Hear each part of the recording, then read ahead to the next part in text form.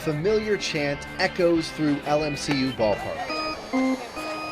A symphony of sounds, lifted by burgers on the grill and the crack of the bat.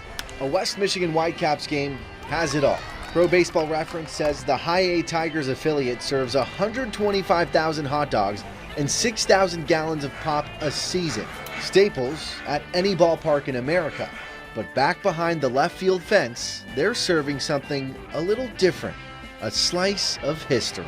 Old school baseball fans, they love that, traditionalists love that thing because that's how it used to be. So we gave them the best of the new and we gave them the best of the old. Jim Jarecki says this manual scoreboard is your ticket to travel deep into America's pastime.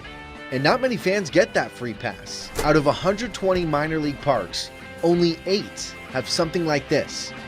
The Whitecaps added theirs just 10 years ago, and even though it's fairly new, this is as old school as it gets. When you think about the old ballparks they have at Wrigley Field, Fenway Park, it's fun to see that happen. And the eyeballs that get on that scoreboard are incredible because people like to see it switch. How quickly does the score change, the hits change? That's kind of the competition you look at. But to have that, within the game. Exactly. And the guy racing to update the scoreboard is Jeff Courtwright. So for people who come to the ballpark and wonder why is a tiny little head popping through the 10th inning window, this is why. This is where you are during the game. You think you got the best seat in the house? It is definitely the best seat in the house. Best view of the field, best view of the plays, and really the best view to watch the game and to be able to interact with the fans. This has been Courtwright's view for 9 seasons now. Goodbye. All right. 60 home games a season, and he does almost every single one of them. It's a lot of fun. I mean, I've been to Wrigley and I've been to Fenway, but I've never done their manual scoreboard tours.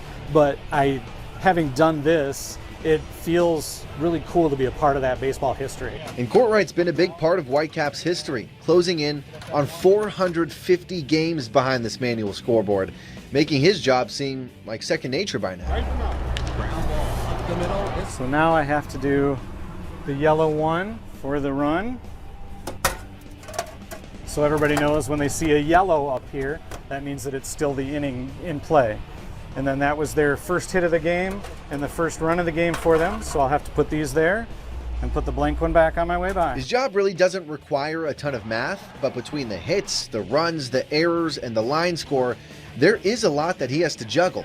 And the batters are not the only ones who have to keep their eye on the ball. You can see the big dent that a home run ball, when it hit the scoreboard, it dented the plaque right there. Because of all that, Courtwright says it can get pretty hectic. But of course, he still finds time to celebrate.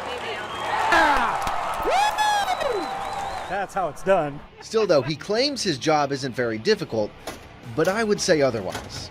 You gotta add one to the hits and one to the runs. Okay, Whitecat visitors hits. I'll take this out. That is a 3, need which a means I need a 4. 4. There's a lot to do. Yes. Good thing baseball's a slow sport.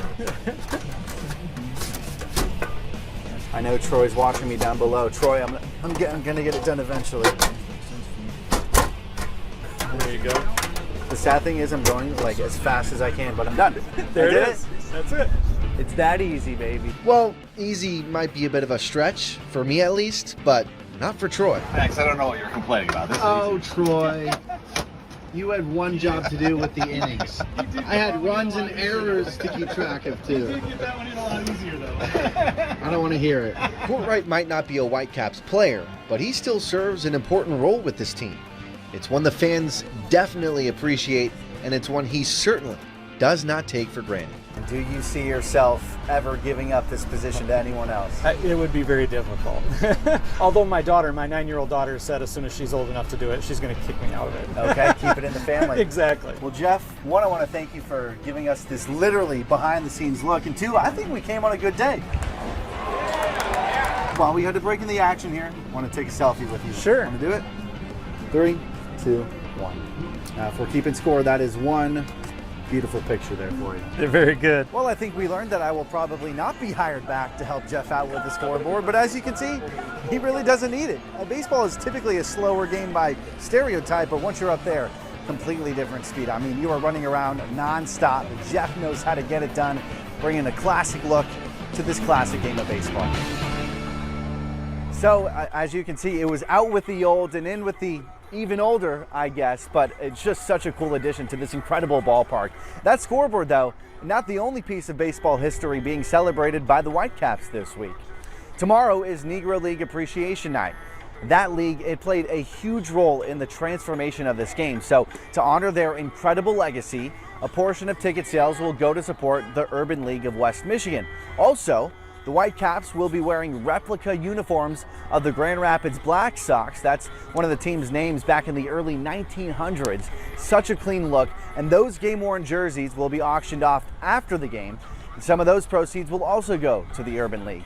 One of their outreach specialists, Johnny Burris, says it's important to honor the incredible legacy of the Negro Leagues and be able to continue to share their story with the West Michigan community.